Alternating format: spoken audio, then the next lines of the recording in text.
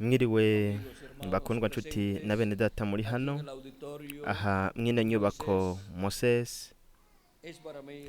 Kuri jewe n'ihigwe ridasanzwe kubana namwe muri kano kanya kugira ngo nsangire namwe umwanya wo kuyaga tuyage kw'ijambo ry'Imana hamwe no ku mugambi wayo uhanye n'iki gihe ca nyuma.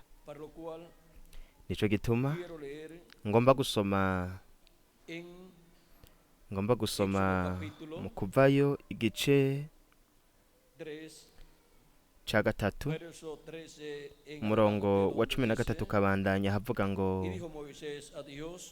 Mose abaza Imana ati ninashika ku Bisirayeli nkababarira ntimana basogokuruza yabantumyeko bakambaza bati yitwa nde nzobishura iki? Imana yishura Mose iti nduwo ndiwe kandi itukwa bari kuzobwira Abisirayeli uti ndiho yabantumyeko. Imana yongera kubarira Mose itukwa bari kuzobwira Abisirayeli uti Uhoraho Imana yabasogokuruza yabantumyeko, niyo Mana ya Aburahamu, Imana ya Isaka, Imana ya Yakobo. Iryo niryo zina ryanje ry'ibihe bitazoshira, iryo niryo rizobabera icibutso canje uko ibihe by'urunganwe rwanyu bizogenda bikurikirana. Genda uzukoranye abashingantahe b'Abisirayeli ubabwire uti Uhoraho Imana yabasogokuruza yaranyiyeretse, ariyo Mana ya Aburahamu, Imana ya Isaka, Imana ya Yakobo, irambarira iti nukuri nabagendeye mbona ibyo babagirira muri Egiputa, ndavuga ntinzobakura mu marushwa barimwo muri Egiputa mbadugane mu gihugu c'Abanyakanani, c'Abaheti, c'Abamori, c'Abaferisi, n'Abahiwi, n'Abayebusi, igihugu gitemba amata n'ubuki. Nabo bazokumvira, kandi uzugende ku mwami wa Egiputa mwe n'abashingantahe b'Abisirayeli mumubarire muti Uhoraho Imana y'Abaheburayo yaratwiyeretse, none turakwinginze turekure tuje mu bugaragwa tugende urugendo rw'iminsi 3 kugira ngo tuze dushikanire Uhoraho Imana yacu ibimazi.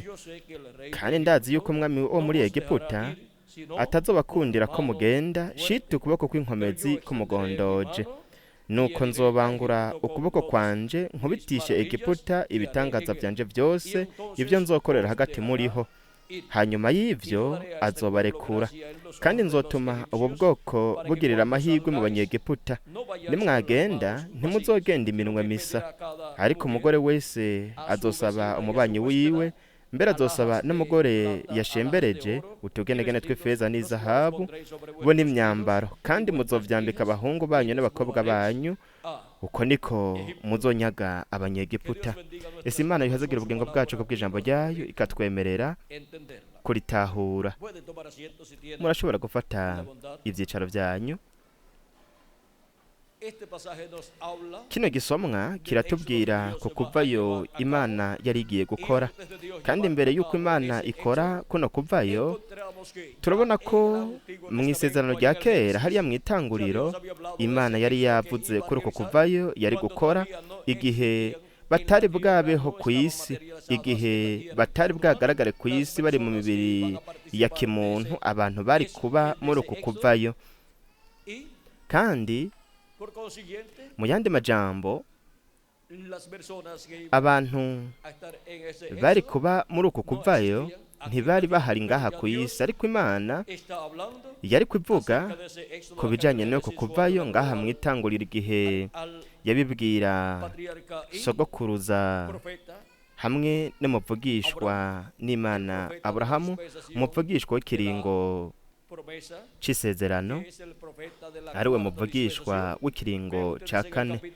Mwumve mu gice ca 15 mwitanguriro umurongo wa 12 kabandanya haravuga ngo ku kirengazuba Aburahamu itiro riramuhwikira asinzira butikoma, maze ubwoba butewe n'umwiza w'umuzitanya buramufata. Uhoraho abarira Aburahamu atumenye neza yuko uruvyaro rwawe ruzoba inyambukira mu gihugu kitari cabo, kandi bazokorera beneco, nabo bazobagirira nabi imyaka 400. maze iryo hanga bazokorera nzoricira kwiteka ariko amaherezo bazorivamwo bakuyeyo ubutunzi bwinshi. Ariko weho uzohambya ba sogokuruza amahoro, uzohambwa wisaziye neza, kandi abuzukuruza babazojayo nibo bazogaruka ino, kuko kugabitanya kw'Abamori kutaruzura. Maze izuba rirenze bamaze gukorana, haboneka ikibengebenge c'umuriro gipfunduka umwotsi n'urumuri rwaka bica hagati y'ivyo bihimba. Kuri uwo munsi nyene Uhoraho asezeranira Aburahamu isezerano ati, uhereye ku ruzi rwo muri Egiputa ugashitsa ku ruzi runini arirwo Efurate, uruvyaro rwawe ndaruhaye iki gihugu. Rero dushobora kumva ko hano Imana yari kubwira Aburahamu kuri uku kuvayo, ariko yamara uruvyaro rwa Aburahamu rwari kuvayo, muri uko kuvayo rwari rukiri mu rura rwa Aburahamu. Aburahamu ntiyari bwaronke abana, ndetse ntiyari bwavyare na Ishimayeli turetse Isaka. Ariko mwumve namwe, Imana izi ibintu byose yari kiravuga ku urugendo uruvyaro rwa Aburahamu ruzocamwo, runo ruvyaro rwo kw'isi. Kandi ahantu hose haca uruvyaro rwo kw'isi rwa Aburahamu, hanyuma hanaca n'uruvyaro rwo mw'ijuru rwa Aburahamu, ariryo shengero ry'Umwami Yesu Kristo, abatoranijwe banditswe mw'ijuru mu gitabo c'ubungero c'umwagazi w'intama. Kandi ibyabaye ku bwoko bw'Aburayo ni rero igishushanyo c'ibizoba kuri Isirayeli yo mw'ijuru mw'ishengero ry'Umwami Yesu Kristo. Kubw'ibyo rero mw'ishengero rya Yesu Kristo tuzobona ibintu bisa no kuva Imana yakoze ikorera mu bwoko bw'Aburayo, aho Imana n'ukuboko kwayo kw'inkomezi yarokoye ubwoko bw'Aburayo. Ukuboko kw'inkomezi kw'Imana kubanguye, murabe ukuboko kw'inkomezi kw'Imana kubanguye turakubona kugaragaza ibihano by'Imana kuri Egiputa. Kandi iyo havuze ku kuboko kw'Imana kubanguye, ukuboko kw'inkomezi kandi ko ububasha kw'Imana kubanguye ku gihugu, kw'ihanga, ku gisagara canke ku muntu canke ku muryango, turabona ko igihano c'Imana kigwa kuri uwo muntu runaka, umuryango, igisagara canke igihugu. Rero ibihano by'Imana byariko bigwa kuri Egiputa igihe Mose yari yashitse muri Egiputa. Imana igatangura kubwira Mose ibintu Imana yari igiye gukora, ibihano yari igiye kuzana. Mose nawe yabibwira Farawo, akabimenyesha Farawo ibihano by'Imana bizoza kuri Egiputa. Farawo nawe yumvira yuko bitazoba nk'uko, ariko yamara nuko byabaye, kuko Imana ukuboko kwayo kw'inkomezi yari yakubanguye, igwanya ubwami bwa Farawo. Rero mwumve ingene n'ukuboko kw'inkomezi n'ukuboko kubasha kw'Imana kuzana ibihano by'Imana kuri Egiputa, kuri Farawo hamwe n'abantu biwe, nibyo byatumye ubwoko bw'Aburayo bukugwa mu buja bwa hariya muri Egiputa. Rero n'ukuboko kw'inkomezi k'ububasha Imana yarongoye ubwoko bw'Aburayo, izana igihano c'Imana ku yandi mahanga yose aho Abaheburayo baca, kandi igihugu cose cahaguruka kigwanya ubwoko bw'Aburayo cumva ukuboko kw'inkomezi kw'Imana kubanguye. Uko kuboko kubasha kw'Imana kubanguye ku bihugu bitandukanye, vyazibira vyagwanya ubwoko bw'Aburayo. Rero dushobora kubona ko iyo Imana iriko irarokora ihanga ryayo, imbabazi z'Imana ziba ziri ku ihanga ryayo, ariko ukuboko kw'inkomezi kw'Imana kubanguye kuri abo bose bahaguruka bagwanya ihanga ry'Imana, kuzana ibihano by'Imana kuri abo bantu canke kuri ayo mahanga. Rero ivyo bihano by'Imana vyaguye kuri Egiputa hamwe n'umwami wabo Farawo, bishushanya ibihano by'Imana bizogwa muri iki gihe ca nyuma mu kababaro gakomeye. Muri iki gihe ca nyuma bizogwa kuri Farawo, ari wazoba ari Antikristo, kuko Farawo wahariye ashushanya Antikristo, ari we azoba aganje ubwami bw'abanyamahanga, ari nabwo muri iki gihe ca nyuma buzoba bugeze mu ntambako y'ibirenge bivanze ivyuma n'ibumba. Rero dushobora kumva ko mu gihe ca nyuma ivyo bibanza byose n'ibihugu hamwe n'urunganwe byagize ukuboko kw'inkomezi kw'Imana kubanguye, byumvise ibihano by'Imana kuri byo, kuko ukuboko kw'inkomezi kw'Imana kubanguye kugwanya ivyo bihugu n'urunganwe kwazanye ibihano by'Imana. Uko niko byabaye ku bantu babaye imbere y'umwuzure. Ukuboko kw'Imana kw'inkomezi kwari kubanguye ku bantu babayeho imbere y'umwuzure, nuko kuzana umwuzure guhonya abo bose babayeho hariya, kubahonyereza mu mwuzure. tubona ko no mu gihe ca Mose na Loti, ukuboko kw'Imana kubanguye kwagaragajwe kuri Sodomu na Gomora, nuko ibihano by'Imana biza kuri Sodomu na Gomora muri ico gihe. Rero dushobora kubona ingene ukuboko kw'Imana kubanguye, ukuboko kw'inkomezi kw'Imana kubanguye, dushobora kubona ingene kuzana igihano c'Imana ku bihugu, amahanga, indimi n'amoko. Rero ico gihano c'Imana cose cagiye kiragwa ku runganwa rutandukanye ku mahanga, indimi n'amoko, bishushanya ibihano by'Imana bizogwa ku munsi wa nyuma mu karo gakomeye, bigwanya ubwami bw'igikoko, ubwami bwa Antikristo, hari nabwo mu gihe ca nyuma buzokwisanga bugeze mu ntambako y'ibirenge bivanze ivyuma n'ibumba, kubera ko ubwo bwami bwahereye hariya ku mutwe w'izahabu, aribwo bwari ubwami bw'i Babuloni, ari nabwo Nebukadineza yari umwami wabwo. Niyo mpamvu mu gihe c'iherezo Antikristo, igikoko, umuntu w'icaha, hamwe n'amadini yiwe, hamwe na politike, nabyo nyene vyitwa Babuloni. Kubera iki? Kuko bwahereye hariya i Babuloni, intango y'ubwo bwami bw'abanyamahanga. Bwari bwatanguriye hariya kandi mw'itanguriro ubwo bwami bw'abanyamahanga mu bibanza bitandukanye, hamwe na Nimorodi ari we yari umwuzukuru, umwana wa Kushi. Kushi nawe yari umwana wa Hamu, umwe mu bana ba Nowa.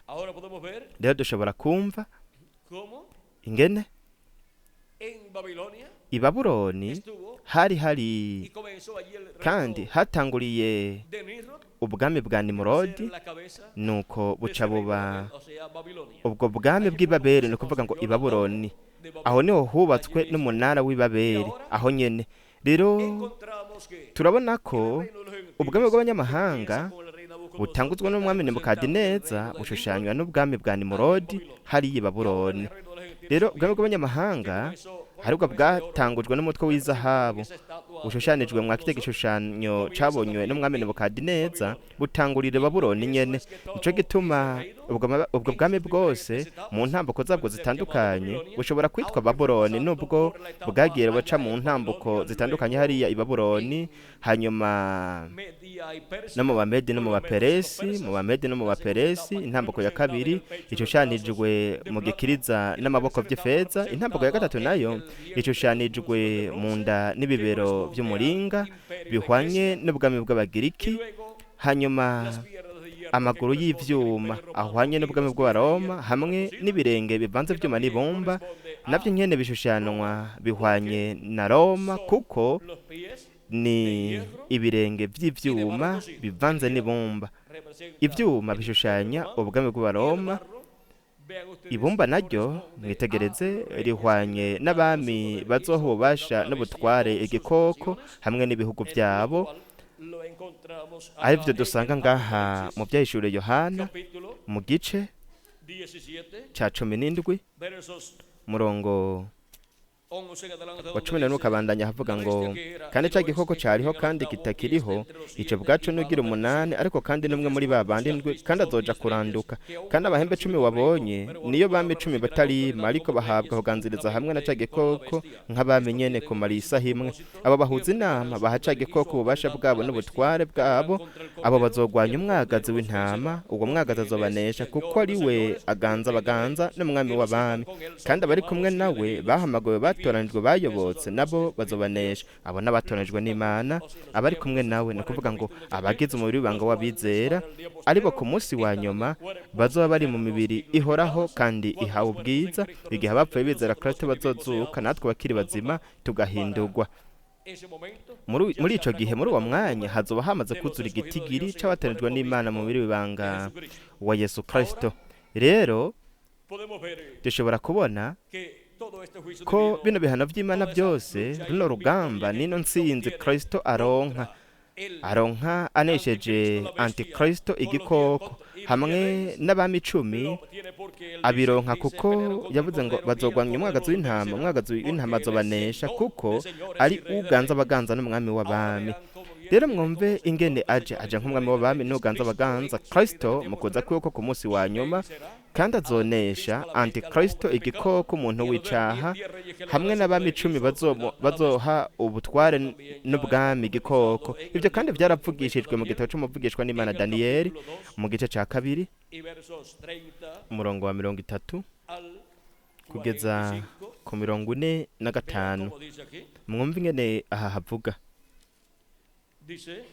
haravuga, reka turabe, reka dusome bike, reka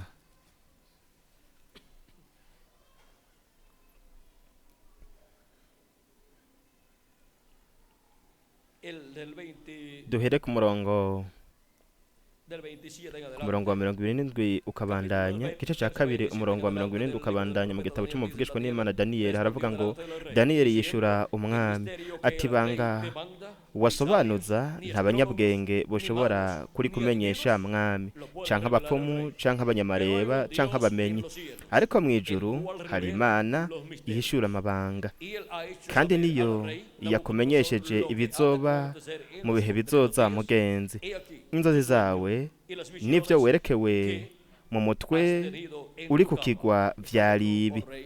Nuko ivyawe mugenzi, ivyiyumviro vyaje uri ku kigwa vy'ibizoba mu gihe kizoza.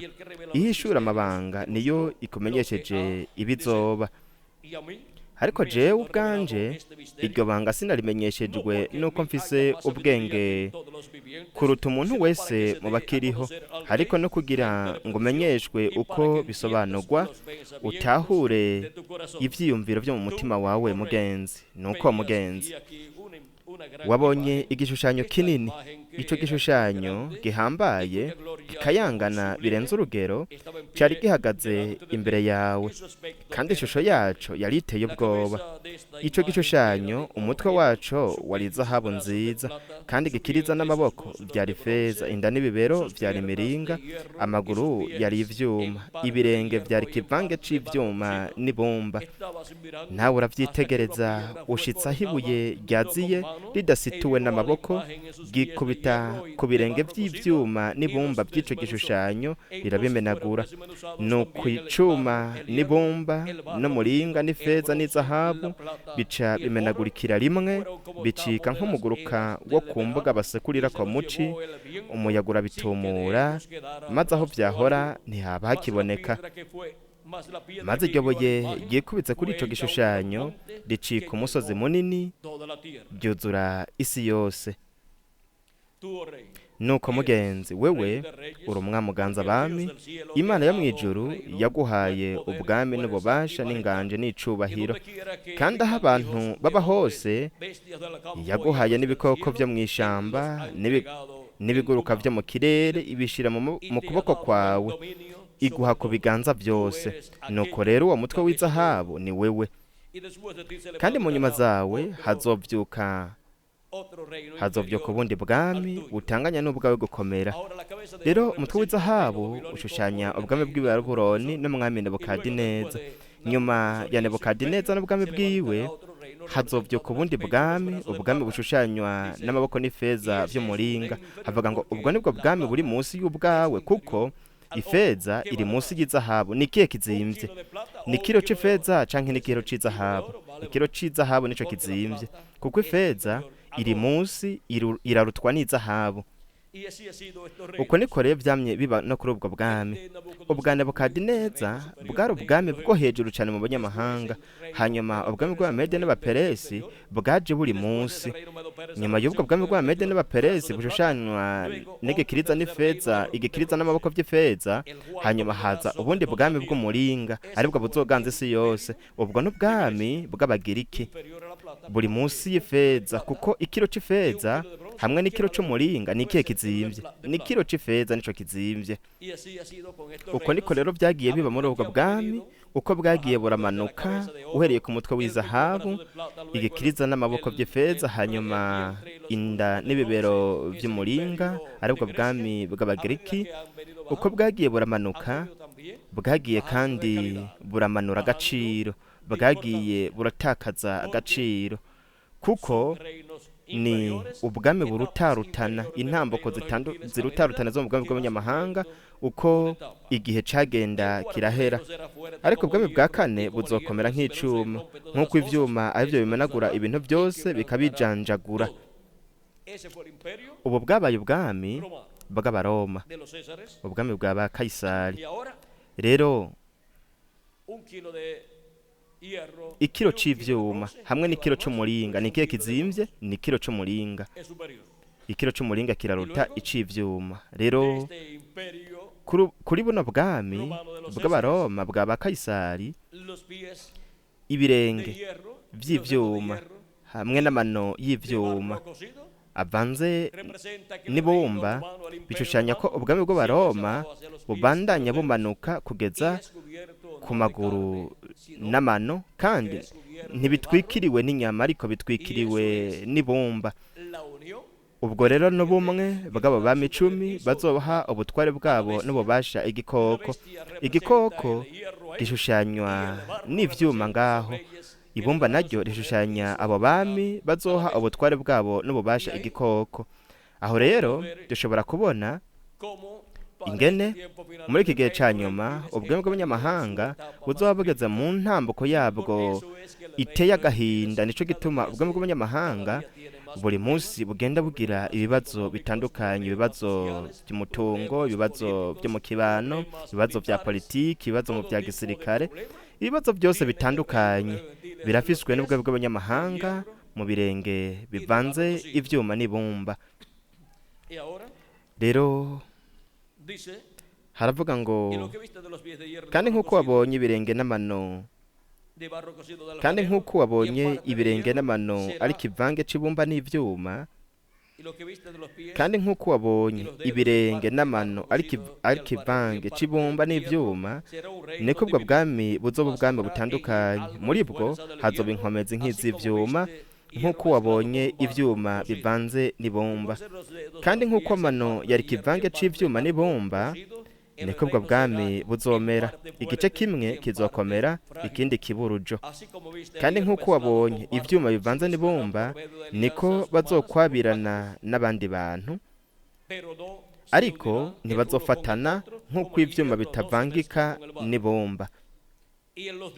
Nuko ku ngoma z'abo bami Imana yo mw'ijuru izohagurutsa ubundi bwami butazokwigera buhangura, kandi ingoma y'inganji yabwo ntaho izonyagwa n'irindi hanga, ariko buzomara bukomvombora ubwami bwose bw'abo bami, yamara bwo buzohangama gushitsa ibihe byose. Ico si kindi ni ukuboko kw'inkomezi kw'Imana kubanguye hejuru y'ubwami bw'abanyamahanga, nk'uko kwari kubanguye kuri hejuru y'ubwami bwa Farawo hariya muri Egiputa. Uko wabonye ibuye ryasituwe ku musozi ata amaboko arisituye, rikamanagura ivyuma n'imiringa n'ibumba n'ifeza n'izahabu, nuko mugenzi Imana ihambaye yakumenyesheje ibizoba mu gihe kizoza, kandi izo nzozi niz'ukuri, insobanuro yazo ntizohinduka.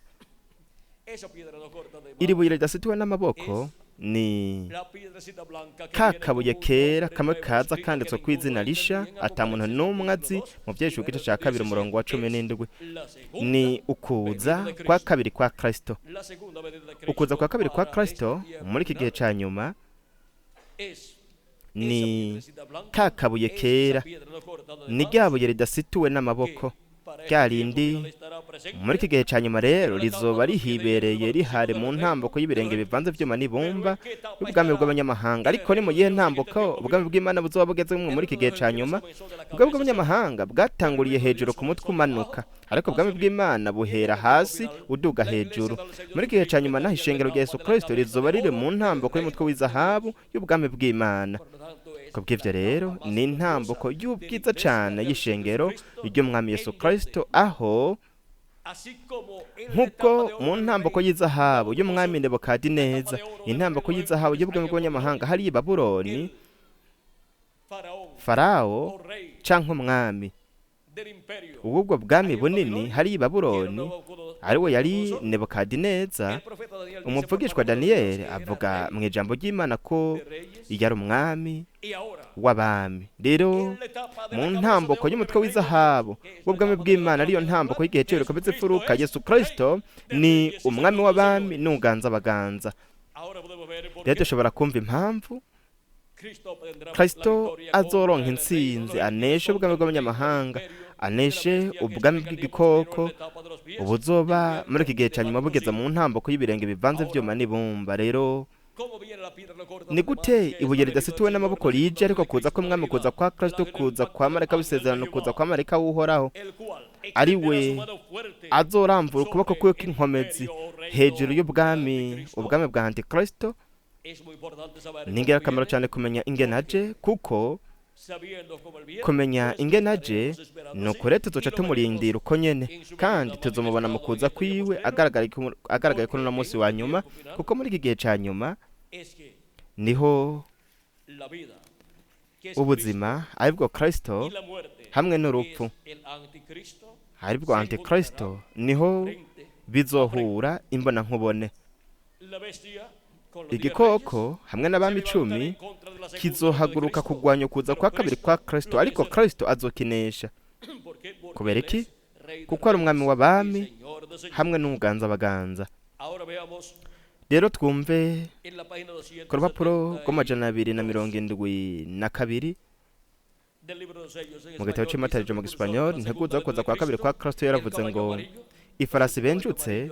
Iyo farasi benjutse nimwe mu byeshuri Yohana igice cya 6 murongo w'indwi kugeza ku 8, hariyo Antikristo aje ku munsi wa nyuma. Ifarasi benjutse ugutandukanwa n'Imana burundu. Icyo nico cigwa ca kane, ico nico kintu kigira kane. Aho rero twongere tukirabe ico kintu kigira kane. Rero reka twumve ikindi kintu ngirakamaro cyane ku rupapuro rw'270 havuga ngo aha turabona ubuzima n'urupfu byashitse byahuye ubwa nyuma. Ifarasi y'igitare y'ubuzima bw'ukuri, ni ukuvuga ngo ifarasi y'igitare mu byashitse 19 hamwe n'ifarasi ibenjutse y'imigenzo ivanze, ibintu biriko bigera ku gahinyuza k'ukuri. Rero mu kuza kugendera ku farasi y'igitare yo mu byashitse 19, ariko kuza kwa Kristo marayika w'isezerano aje afise izina ata muntu n'umwe azi. Ni kuza kwa mpwemu yera, kuza kwa marayika w'isezerano ku munsi wa nyuma. Ariko ni gute azoza? Ku rupapuro rw'131 igitabo cy'Imatanije, integuza yo kuza kwa kabiri kwa Kristo yaravuze ngo Yesu rero izina ryiwe kiri ku isi yitwa Yesu umucunguzi, kuko yari umucunguzi igihe yari ari ku isi, ariko igihe yanesha rupfu na kuzimu yarabinesheje araduzwa, niho rero yacaronka izina risha. Niyo mpamvu ituma batakamba bakavuza urwamo rwinshi ntihagire ikintu na kimwe baronka, rizohishurwa mu mituragaro. Mwiyumvire kuri iri banga, aje agendera ku ifarasi. Haterezwa kuba ikintu cyo guhindurira ishengero, mwebwe ivyo murabizi. Haterezwa kuza ikintu, rero mwitegereze, nta numwe yarazi iryo zina uretse we wenyene. Yambaye impuzu zajabutse mu maraso, kandi yitwa Jambo w'Imana. Ingabo zo mwijuru ziramukurikira zicaye ku mafarasi y'ibitare, zambaye impuzu nziza zera derere zitanduye. Mu kanwa kiwe havamwe inkota ikarishe kugira ngo ayikubitishe amahanga. Iyi nkota ikarishe ni Jambo. Azogerageza inkoni y'icuma, kandi aganishiriza ibirenge mu bwato vino y'uburake bw'inkazi bw'Imana ishobora byose. Kandi ku mpuzu ziwe no ku kibero afise izina ryanditsweko ngo mwami w'abami uganza abaganza. Byashuri Yohana igice cya 19 murongo wa 13 kugeza ku 16. Aho ni Mesiya aje, aho ni hari. Rero mwumva, aho ni Mesiya aje, no kuvuga ngo umusigwa.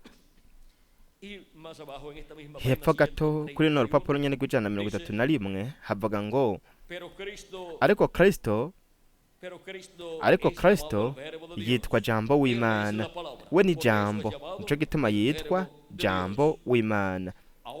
Rero we afise izina ata muntu n'umwe azi, ariko yitwa jambo w'Imana. No ku rupapuro rw'134 mu gitabo cy'imatanije mu Gisipanyolo haravuga ngo kandi namwe mwitegereze igihe uyu mpwemu yera dufise, igihe azokwambara umubiri uyu ari hagati muri twebwe mu buryo bwa mpwemu yera, igihe azokwambara umubiri muri Yesu Kristo, tuzoheza tumwimike rero nk'umwami w'abami n'uganza abaganza. No ku rupapuro rw'256 twumve itarico ukuza kuyagendera ku farasi y'igitare yo mu byaje 19 haravuga ngo ariko igihe umwami wacu azogaragara ku isi, wazoza agendera ku farasi yera derere nk'urubura, kandi azoba ari Emmanuel mu mwuzura ijambo ry'Imana ryambaye umubiri mu muntu. Kandi nitwabona uwo muntu tuzobona ijambo marayika w'isezerano Yesu Kristo muri mpwemu yera agaragariye mu mubiri w'umuntu, yihishije mu mubiri w'umuntu, kandi yihishura biciye mu mubiri w'umuntu, nk'uko byabaye mu kugaragara kw'Imana igaragariye muri Yesu. Yari jambo yigize umubiri muri urya musore aciye bugufi we Nazareti yitwa Yesu, ariko abantu bamwe ntibashoboye kubitahura. Ariko jambo yigize umubiri aba mu biremwa abantu mu myaka 2000 iheze muri urya mubiri w'inyama witwa Yesu. Muri kihe ca nyuma naho mu byeshuri Yohana igice ca 19 turabona uyagendera ku farasi y'igitare mu byeshuri 19 ari we yitwa jambo w'Imana. Nukuza kwa jambo w'Imana kandi nukuza kwa marayika w'isezerano, marayika uhoraho aje ari mu mubiri w'umuntu ku munsi wa nyuma. Uwazoba ari ijambo ryambaye umubiri mu muntu. Nitwoba n'uwo muntu hariwe marayika w'umwami Yesu Kristo, tuzoba tubonye jambo ryigize umubiri muri marayika ntumwa w'umwami Yesu Kristo kuri uno munsi wa nyuma. Kandi tuzoba tubonye igikorwa umurimo Kristo marayika w'isezerano azoba ariko arakora biciye muri marayika we ntumwa, kandi biciye muri marayika we ntumwa Yesu Kristo azoba ariko aratubwira bino bintu byose bitegerezwa kubaho vuba. Mu byeshuri igice ca 4 umurongo wa mbere haravuga ngo duguze hano. Mwiri jure ngaje nzambo yaravuze ngo duguze hano, ndakwereka ibintu bigiye kubaho hanyuma yibi. None tudugira he? Tudugira mu gihe cy'ibireko bizifuruka, ariho marayika w'isezerano kuri uno munsi wa nyuma azoba yihishije kandi yihishura biciye muri marayika we ntumwa. Mu byeshuri igice ca 22 umurongo wa 6 aratubwira ngo arambarira atayo majambo nayo kwizegwa nayo kuri, kandi umwami niyo Mana igera impwemu z'abavugishwa nayo yatumye mu marayika wiwe. Ninde yatumye? Ni marayika wiwe, marayika wiwe ntumwa, kwereka abagorano biwe ibigira bibeho vuba. Kubera iki yamutumye? No kugira ngo yereke abagorano biwe ibintu bitegerezwa kubaho vuba. Nta muntu n'umwe azoshobora gutahura ibintu bizoba biriko biraba muri iki gihe ca nyuma bidaciye mu butumwa bwa Yesu Kristo, ubutumwa bwa marayika w'isezerano ubwavuga biciye muri marayika we ntumwa, kuko biciye muri marayika we ntumwa niho hamenyekanira bino bintu byose bitegerezwa kubaho vuba. Cyo gituma marayika ntumwa wa Yesu Kristo azoba ari mu gihe cy'ibiriko bizifuruka, kandi muri we niho Yesu Kristo azoba ari marayika w'isezerano, marayika uhoraho mu mpwemu yera agaragariye mu buri muntu muri marayika we ntumwa, kandi biciye muri marayika we ntumwa atubwira tumenyeshe bino bintu byose bitegerezwa kubaho vuba muri iki gihe ca nyuma. Mwumve uburyo buciye bugufi ubwo tuzoshobora gutahuramwo bino bintu. Ntabwo ari ukuba umunyabwenge cyane canke kuba waragiye kwiga kugira ngo uronke impamyabushobozi zikomakomaye mu bya teologiya, ariko no kumva ijwi rya Kristo, ijwi rya marayika w'isezerano biciye muri marayika we ntumwa. Hari nawe azoba ariko aratubwiriramwo bino bintu byose bitegerezwa kubaho vuba muri iki gihe ca nyuma. Ico gituma kandi yavuze mu byeshuri 22:16 ati jewe Yesu ntumye mu marayika wanje gushingira intahe mwebwe ivyo kubw'amashengero.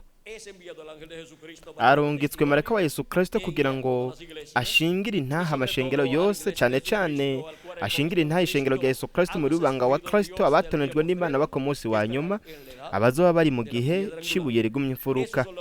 Abo nibo ba mbere bakira ubutumwa nuko bakaronka gutahura, hanyuma bakavuga bati ivyo nivyo narindindiriye, bino bintu ndashobora kubitahura. Kubera iki? Kuko Imana ibakingurira umutima hamwe no gutahura kugira ngo bashobore gutahura buno buvugishwa bwose butegerezwa gushitswa muri iki gihe ca nyuma.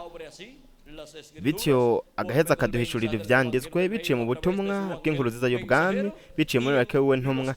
Kandi mu butumwa canke mu bikorane bivugwa na marayika w'umwami Yesu Kristo tuzosangamwo inyishu zose z'ibibazo vyacu byose, ivyo dufise bijanye n'ibintu byavuzwe mu gitabo cy'ivyahishuriwe Yohana, biri muri bino bishushanyo by'ivyahishuriwe Yohana, ndetse no mu gitabo cy'umuvugishwa Daniyeli, aho dusanga ibimenyetso byinshi ari byo byisubiramwo no mu gitabo cy'ivyahishuriwe Yohana. Rero mwumve ingene muri iki gihe ca nyuma uguhishurirwa kw'ibintu byose bitegerezwa kubaho kuje ku bahungu n'abakobwa b'Imana biciye mu kugaragara kwa Yesu Kristo agaragariye muri mpwemu yera biciye muri marayika wiwe ntumwa.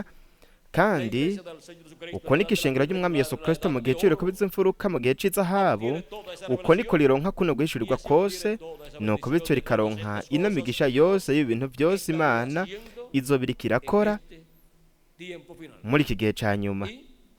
Kandi tuzoba turiko turabona ingene Kristo azoba ariko arasuka imigisha yiwe kuri twebwe twese biciye mu ijambo rirema ririko rivuga umugisha kuri twebwe twese. Ariko hanyuma ijambo rirema ry'Imana rizovugwa kandi rizohishura ibihano by'Imana bigiye kwisuka ku isi, kuko Imana izoba iriko irahishurira marayika wiwe ntumwa ibyo bihano by'Imana byose bizoba bigiye kugwa ku isi.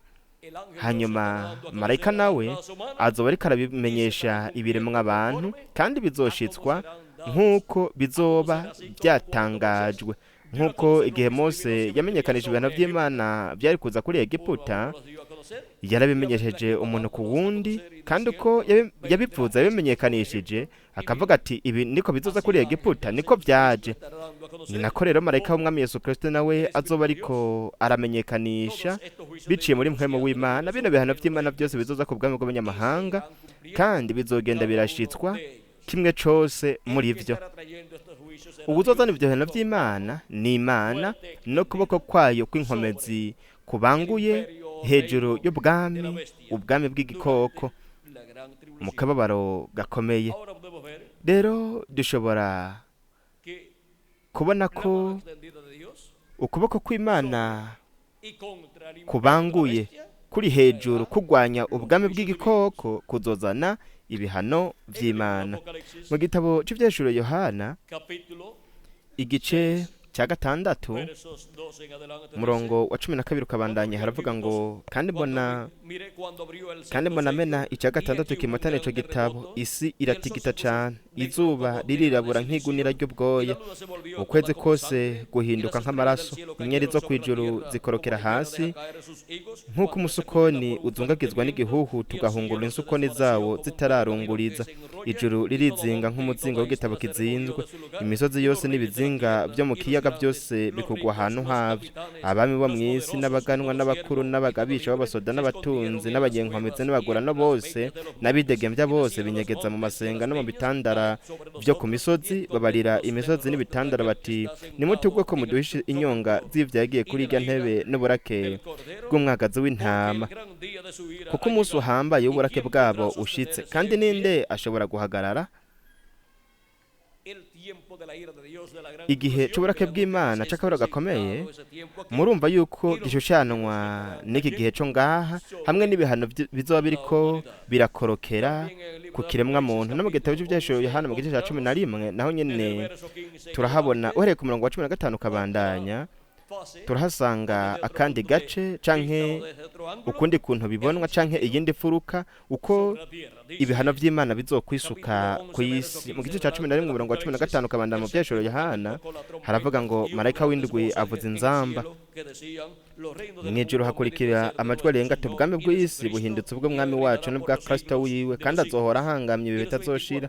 Babakuru 24 bicara ku ntebe zayo imbere y'Imana, bikubita hasi bubamye basenga Imana bati turagushimye mwami Imana ushobora byose, uriho kandi wamyeho, kuko wabiriye ububasha bwawe buhambaye ukima,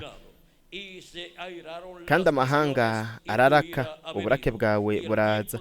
Igihe cyo gucira kw'amateka bapfuye kirashika, n'ico kugereramwo abasavyi bawe nibo bavugishwa nawe, no kugerera bera n'abubaha izina ryawe, aboroshe n'abahambaye, n'ico guhonyerezamwo abahonya isi. Urusengero rw'Imana rwo mw'ijuru rurugurugwa.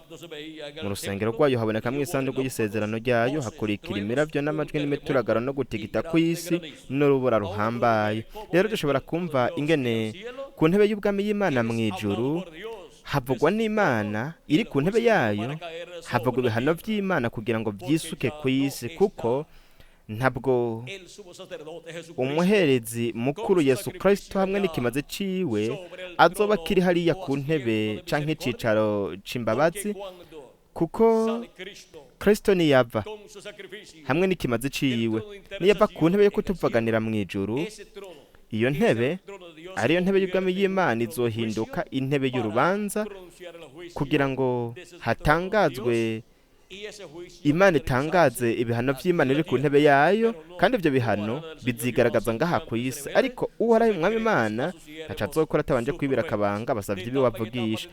Uva mu ntamba kuja mu yindi, uva no mu gihugu uja mu kindi, uva no mu kiringo uja mu kindi, Imana yamyihishurira amabanga yayo abasavyi bayo ivugisha.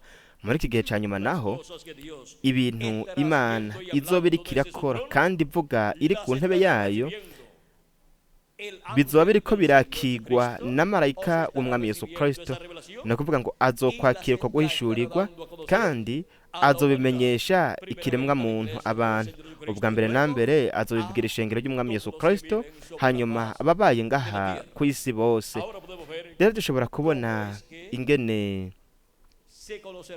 hazomenyekana bino bihano vy'Imana bigiye kwisuka ku isi, nibiciye muri marayika w'umwami Yesu Kristo, ari we azoba ari nk'umuraritsi. Azoba ari nk'umuraritsi hamwe n'inzamba canke ihembe, amenyekanisha ivy'Imana iri ku ntebe yayo iriko iravuga. Ariko bizorungikwa ngaha ku mumbe w'isi biciye muri marayika w'umwami Yesu Kristo, nk'uko ku cicaro c'iradiyo canke c'imbonesha kure mu kibanza runaka aho baba bafise ibiro hamwe n'ikibanza c'itumatumanako, aho baba bafise ibikoresho vyabo, aho niho barungika ibiganiro biba biriko biraba uwo mwanya nyene canke ivyafashwe amajwi. Hanyuma ukoresheje imbonesha kure, wewe uratumbereza ku murongo ushatse, nuko ugaheza ukabona canke ukumva ibiriko birarungikwa biva mu biro vy'itumatumanako kuri uwo murongo w'imbonesha kure. Uko ni nako rero biri biciye no mu mbonesha kure y'Imana. Imbonesha kure y'Imana buri gihe yamye ari umuvugishwa, abona mu bundi buringanire, nuko akabizana mu buringanire bwo ku isi biciye mu mbonesha kure y'Imana. Imana izoba iriko irarungika iri mw'ijuru umugambi wayo wo muri iki gihe ca nyuma. Aha muri Bibiliya naho niho hari umugambi Imana izoba iriko irarungika, kandi ushaka kubona no kumva umugambi wateguwe n'Imana, ikiganiro categuwe n'Imana, azobibona avyumva biciye mu mbonesha kure y'Imana, rero azoba ari marayika w'umwami Yesu Kristo. Biciye muri we tuzokumva ijwi rya Kristo, ijwi ry'Imana ririko rirarungikwa ku kiremwa muntu, kandi rimenyekanisha ibintu bigiye kubaho muri iki gihe. Kandi Imana izoba iriko irerekana biciye mu mbonesha kure yayo ibiganiro vyayo byose, umugambi uhwanye n'iki gihe c'Imana, ikiganiro c'Imana co ku munsi wa nyuma. Uko niko rero gutumbereza gutumbereza ku murongo w'umunani w'Imana, ni ukuvuga mu gihe c'umunani, igihe ciwe rikomeza imfuruka, aho kuri uwo murongo w'Imana hazoba hariko haraca umugambi w'Imana wose uhwanye n'iki gihe ca nyuma. nk'uko umugambi w'Imana uhwanye n'igihe ca mbere waciye kumbonesha kure Mutagatifu Pawulo utumbereje mu gihe ca mbere, kandi twavuga ngo ku murongo wa mbere, ndetse n'ibindi uva mu kija mu kindi, kuba buri gihe ari umurongo w'Imana, intumwa nayo ikaba ari imbonesha kure, biciye muri uko kugaragara kw'Imana igaragariye mu mbonesha kure yayo ku murongo nyawo ugezweho. Imana yararungitse muri buri gihe umugambi wayo wa buri gihe. Ikiganiro kivuye mu ijuru carungitswe kubiremwa abantu muri buri gihe, biciye mu mbonesha kure mu ntumwa y'Imana ya buri gihe. Rero Imana izoba iriko irarungika mu gihe cyo rikomeza imfuruka, arico kizoba ari nk'umurongo w'umunani w'Imana, kandi biciye ku mbonesha kure y'Imana marayika ntumwa w'umwami Yesu Kristo. Jewe Yesu ntumye mu marayika wanje gushingira intahe mwebwe ivyo kubw'amashengero. Ngiyi rero imbonesha kure y'Imana. Rero mwumve ingene byose vyoroshe. Iyo umuntu ashaka kubona ikiganiro runaka kiza kurungikwa kuvugwa ku isaha runaka yo ku murango canke mw'ijoro, wewe mu mbonesha kure yawe utumbereza ku murongo nyakuri wa murongo nyene, aho niho haba hariko haraca ico kiganiro. Ariko utumbereje ku wundi murongo, we ntiwoshobora kwitega kubona ikiganiro wewe washaka kubona. Wewe woza kubona ikindi kiganiro. Uko ni nako vyamye uva mu gihe uja mu kindi. Uko niko biri mu gihe cacu muri iki gihe ca nyuma. Umugambi w'Imana wose urungikwa ku biremwa abantu, cane cane ku ishengero rya Yesu Kristo mu gihe cyo rikomeza imfuruka, hamwe n'ikiringo c'ubwami biciye muri marayika ntumwa. Duguze hano ndakwereka ibintu bigiye kubaho hanyuma y'ibi. Ivyahishuwe igice ca kane umurongo wa mbere n'ivyahishuwe 22 umurongo wa 6 arambarira ateye amajambo nayo kwizegwa nayo kuri, kandi Mwami niyo Mana igere mpwemu z'abavugishwa nayo yatumye mu marayika wiwe kwereka abagorana biwe ibintu bigiye kubaho, no kuvuga ngo ibintu bitegerezwa kuba vuba. Ni gute tuzotahura tuzokumva ibintu bigiye kubaho vuba muri iki gihe ca nyuma? Nibiciye muri marayika wa Yesu Kristo azoba hari muri iki gihe ca nyuma, ariko aramenyekanisha, ariko aravuga ibi bintu byose abibwira ishengero rya Yesu Kristo mu gihe cyo rikomeza imfuruka. Rero mwabonye ingene byose vyoroshe, biroroshe cyane kugeza ubwo n'abana bashobora kubibona, bagashobora kubitahura, kandi bashobora gushingira intahe ivyo bariko barabona, ivyo bariko baratahura mu mugambi w'Imana. Rero turabona imbabazi z'Imana zaguriwe ku ishengero muri iki gihe ca nyuma, ariko hanyuma hazobangurwa ukuboko kw'inkomezi kw'Imana ku bwami bw'igikoko, kandi uko kuboko kw'Imana kuzozana ibihano vy'Imana by'akabero gakomeye. Ariko imbere yaho twebwe tuzomaza duhindurwe, abapfuye bizera Kristo bazozuka, twese tuzogira umubiri uhoraho uhawe ubwiza umeze nk'umukundwa wacu Mwami Yesu Kristo, kandi tuzojana na Kristo mu mazimano y'ubukwe bw'umwagazi w'intama mw'ijuru. Nuko rero mubandanye mukorera umukundwa wacu Mwami Yesu Kristo, kandi mwitegurire guhindurwa no kuzamurwa muri iki gihe ca nyuma, kino gihe twebwe turiko turabamwo. Vuba abapfuye bizera Kristo bazozuka, natwe bakiri bazima tuzohindurwa. Iryo ni isezerano ry'umukundwa wacu Umwami Yesu Kristo, kandi niryo abatoranijwe bo mu gihe cy'ibihe furuka, abatoranijwe bo mu gihe cy'izahabu, arico gihe gihura n'ijuru. Ico gihe gihura n'ibihe bidashira, kuko ni igihe gihoraho, kandi nico gituma tuzokwinjira mu bihe bidashira no mu buryo bugaragara. Kandi ni igihe cacu, igihe kizohindurwa muri iki gihe ca nyuma, kandi abazoba bari mw'ico gihe nabo nyene bazohindurwa, imibiri yabo izohindurwa. twese tuzogira ishusho na kameremere by'umukundwa wacu umwami Yesu Kristo. Iki kandi n'igihe aho ukuboko kw'inkomezi kw'Imana kuzoba kubanguye hejuru y'ubwami bwa antikristo, ubwami bw'igikoko muri iki gihe cya nyuma. Ariko ubwami bw'Imana buzohangama, kandi Kristo azoronka intsinzi ikomeye mu rukundo rw'Imana ku bw'ishengero ryiwe muri iki gihe cya nyuma. Ukuboko kw'inkomezi kw'Imana kubanguye. Twumvise ibihano by'Imana bizoza, uko no ukuboko kw'inkomezi kw'Imana kubanguye hejuru y'ubwami bw'abanyamahanga. Ariko kuri twebwe hagugwa imbabazi n'urukundo rw'Imana imbere y'uko ava ku ntebe yo kutuvuganira. Kandi igihe tuzoba twahinduwe, nta gihano c'Imana na kimwe kizoshobora gukora ku mubiri wacu ufatika, kuko uzoba ari umubiri ufatika uhoraho kandi uhawe ubwiza, ari wo utazoshobora kugwara, ntuzoshobora kandi no guhonywa, ntuzoshobora no gupfa, ariko azoba ari umubiri uhoraho uhawe ubwiza, umeze nk'umukundwa wacu umwami Yesu Kristo.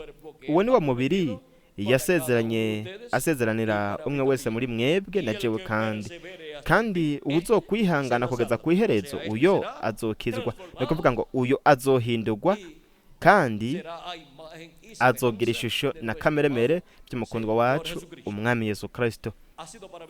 Kuri jewe ryari ihirwe ridasanzwe kubana namwe, ndabereka muri iki cigwa ukuboko kw'inkomezi kw'Imana kubanguye.